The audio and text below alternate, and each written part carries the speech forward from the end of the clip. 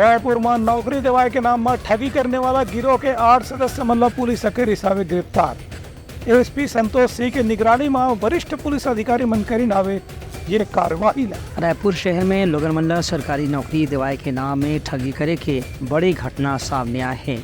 Police गिरोह के 8 आरोपी मन गिरफ्तार करे है। पुलिस अधीक्षक संतोष सिंह पत्रकार मन जानकारी दी कि अतिरिक्त पुलिस अधीक्षक संदीप मित्तल, अतिरिक्त पुलिस अधीक्षक अनुराग झा, उप पुलिस अधीक्षक संजय सिंह और प्रभारी एसीसीयू थाना प्रभारी सिविल लाइन के मौजूदगी में जो टीम के गठन करेगी से ओला मुखबिर से जो जानकारी मिली शुक्रिया आधार में 8 आरोपी मन पंडरी के इलाका से गिरफ्तार करेगी है। एमन के पास से laptop, computer, SIM card, mobile, खाता, पासबुक समेत दूसरा प्रकार के सामान जब्त करेगे है। आरोपी मन पूछताछ में बताएं कि मन लोगन मन आवेदन पत्र भरवा के सरकारी नौकरी के भरोसा दिवात रही है। संगे संग नकली प्रमाण पत्र भी जारी करके लोगन ला नौकरी के भरोसा दिवाए में सफल हो रही है। एक आदमी ला लेटर जारी करे के बाद दूसर अभ्यर्थी मन भी इनका संपर्क में आवत रही है। रायपुर के अशोक रतन स्थित एक और कार्यालय में छापा मार के वहाँ से भी कुछ आरोपी मन गिरफ्तार करे गए है। फिलहाल सभी आरोपी मन रिमांड में जेल भेज दे गए है।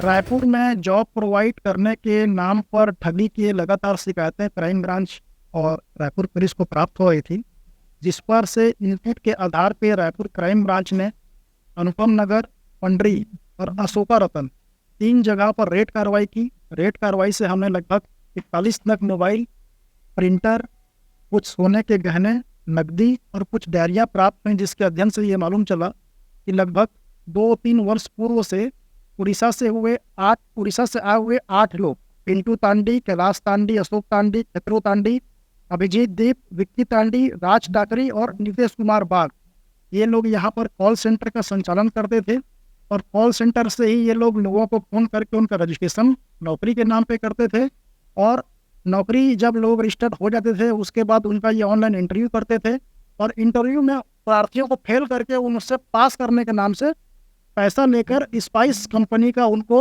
नौकरी का अपॉइंटमेंट लेटर प्रदान करते थे, जो कि फर्जी होता था। इनका स्पाइस कंपनी से किसी प्रकार का कोई संबंध नहीं है। साथ ही इसके इतर जब इनकी और जिज्ञासाएँ बढ़ती गई, इनकी मांग बढ़ती गई, तो इन्होंने अपने ऐशो आराम जीवन को पूरा करने के लिए जो है नकली नोट छापने का भी कार्य चालू कर दिया, जिसमें कुछ नोट इन्होंने छाप कर इनके बताए अनुसार मार्केट में चलाए हैं। और ये नया काम इन्होंने चालू किया था, जिसके लिए चाइना से इन्होंने बाकायदा नोट छापने का पेपर वगैरह मंगाया हुआ था और अपने डिवाइस के माध्यम से काम करते थे। इनको विधिवत गिरफ्तार करके इनके ऊपर 340/24 अपराध पंजीबद्ध करके इनको आज न्यायिक रिमांड पे भेजा जाए। Bureau report Uttarakhand news.